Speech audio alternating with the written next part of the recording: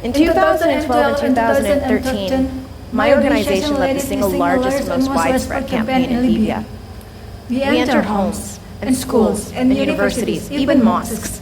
We spoke to 50,000 people directly and hundreds of thousands more through billboards and television commercials, radio commercials, and posters. And you're probably wondering how a women's rights organization was able to do this in communities which had previously opposed our sheer existence. I use scripture. I use verses from the Quran and sayings of the Prophet. Hadiths, his sayings, which are, for example, the best of you is the best to their family. Do not let your brother oppress another. For the first time, Friday sermons, led by local community imams, promoted the rights of women. They discussed taboo issues like domestic violence. Policies were changed. In some communities, we actually had to go as far as saying the International Human Rights Declaration, which you oppose because it wasn't written by religious scholars, well, those same principles are in our book. So really, the United Nations just copied us.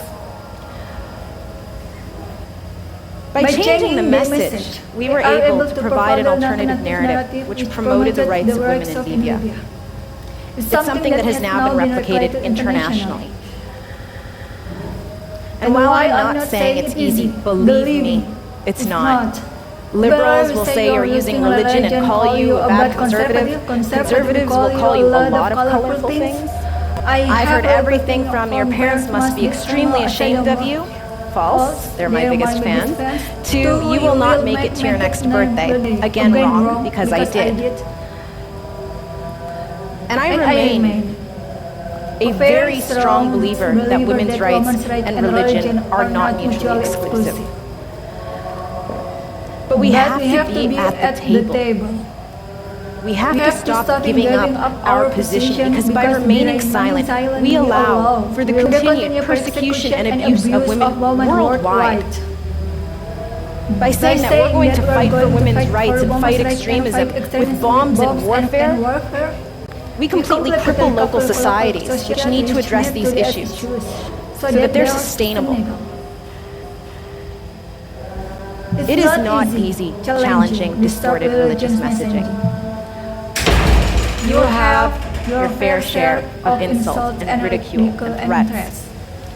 But we have to do it. We have no other option than to reclaim the message of human rights, the principles of our faith.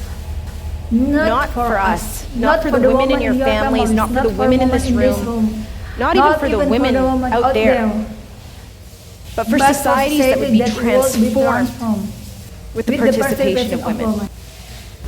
And the only way we can do that, our only option, is to be and remain at the table.